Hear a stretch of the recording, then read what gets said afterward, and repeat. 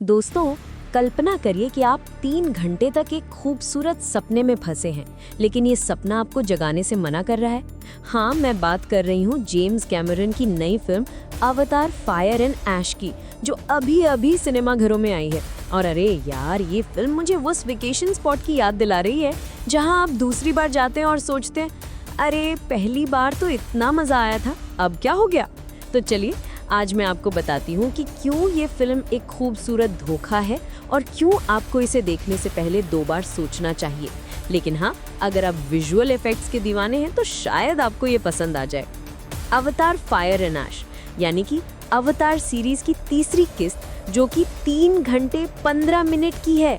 हाँ दोस्तों, पूरे 3 घंटे 15 मिनट। ये फिल्म हमें फिर से पैंडोरा की दुनिया में ले जाती है, जहाँ जेक सली और नेटीरी अपने परिवार के साथ नए चैलेंजेस का सामना कर रहे हैं।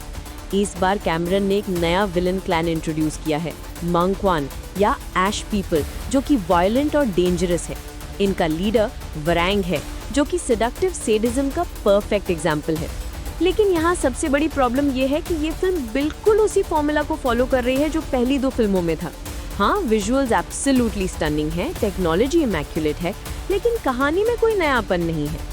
कैरेक्टर्स वैसे ही बात कर रहे हैं जैसे वो किसी कॉर्पोरेट फोकस टेस्ट में फंसे हों।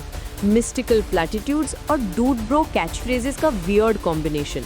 और सबसे फनी बात यह है कि कैमरन एंटी एम्पीरियलिज्म का मैसेज देने की कोशिश कर रहे हैं, लेकिन साथ ही साथ वायलेंस और डिस्ट्रक्शन को इतने ग्लैमरस तरीके से प्रेजेंट कर रहे हैं कि लगता है जैसे वो खुद ही कंफ्यूज्ड हैं कि वो क्या कहना चाहते हैं। ये एक $1 बिलियन बेटा टेस्ट की तरह लग रहा है, जहां टेक्नोलॉजी परफेक्ट है लेकिन सोल गायब है। क्रिटिक्स का कहना है कि ये फिल्म एक ग्लीमिंग टेक मिरेकल है जो हॉलो सोल के अराउंड रैप की गई है। पैंडोरा मेटिकुलसली इंजीनियर्ड लगता है, लेकिन स्पिरिचुअली अबैंडन्ड भी। कैरेक्टर्स में कोई इनर लाइफ नहीं है और एस्थेटिक्स ब्लेंड हैं despite all the visual effects विजर्डरी। एक रिव्यूअर ने तो यहाँ तक कहा है कि जेम्स कैमरन ने उनके फेस पर Fleming monolith of 3D garbage फेंका है। सबसे इंटरेस्टिंग पार्ट ये है कि फिल्म में इंटरस्पीशीज कोएग्जिस्टेंस और ह्यूमन नावी लाइंस के ब्लरिंग को एक्सप्लोर किया गया है, स्पेशली स्पाइडर, जेक सली, नीतीरी और क्वरिच के कैरेक्टर्स के थ्रू। लेकिन ये सब थ्योरेटिकल ड्रामा लगता है, रियल इमोशनल कनेक्शन नहीं बन पाता। रन टाइम की बात करें तो ये 197 मिनट्स की है, यानी कि वेल मोर देन 3 आवर्स। और ऑनेस्टली ये लॉन्गेस्ट डे ऑन पैंडोरा है, जो आपको ये सोचने पर मजबूर कर देगी कि आप यहाँ आए ही क्यों थे। टेक्नोलॉजी के मामले में ये फिल्म इमैक्युलेट है, लेकिन ये व्यूअर्स को नंब कर देती है इंस्टेड ऑफ इंस्पायरिंग ऑ। ये एक अनस्किपेबल लल क्रिएट करती है। मीम पोटेंशियल की बात करें तो दोस्तों, ये फिल्म मीम क्रिएटर्स के लिए गोल्ड माइन है। इमेजिन करिए 3 घंटे की फिल्म जो आपको लगातार ये फील कराती है कि आप किसी ब्यूटीफुल बट बोरिंग म्यूजियम में फंसे हैं। When you realize Avatar 3 is longer than your attention span, ये perfect meme material है। या फिर me after sitting through 3 hours of pretty blue people talking about feelings, classic। Critics ने इसे 2.5 stars out of 4 दिए हैं और कई रिव्यूअर्स ने इसे नथिंग बर्गर कहा है। एक रिव्यूअर ने तो ये भी कहा कि not even Eva herself could resurrect my will to live after inhaling this premium grade narrative sludge। Harsh लेकिन funny भी। सच कहूँ तो ये फिल्म उन लोगों के लिए है जो डिवोटेड एवाटार फैंस हैं और विजुअली ड्रिवन सिनेमा के लवर्स हैं, जो 3 घंटे सिंपली पैंडोरा को एडमायर करने में खुश हैं। बाकी सब के लिए ये वही चीज़ है जो उन्होंने पहली 2 फिल्म्स में देखी है।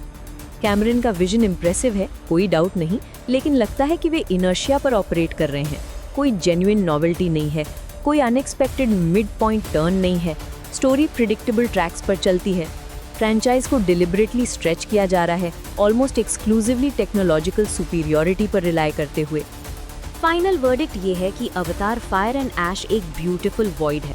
स्पेक्टिकल नथिंग मोर देन अ सेडेटिव है। फ्रेंचाइज का डिवोशन टू अवतार एक्सपीरियंस ऑब्लिगेशन में कर्डल हो गया है।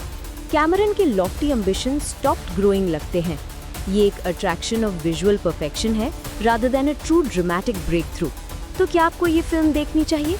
अगर आप बिग स्क्रीन स्पेक्टिकल के फैन हैं और कैमरन के क्राफ्ट्समैनशिप को अप्रिशिएट करते हैं तो हाँ, लेकिन अगर आप मीनिंगफुल स्टोरी और कैरेक्टर डेवलपमेंट की तलाश में हैं तो शायद आप डिसअपॉइंट हो जाएंगे। ये फिल्म प्रूव करती है कि कैमरन स्टिल किंग है विजुअल इफेक्ट्स के मामले में, लेकिन स्टोरी टेलिंग के मामले में वो सेम बीट पे डांस कर रहे हैं।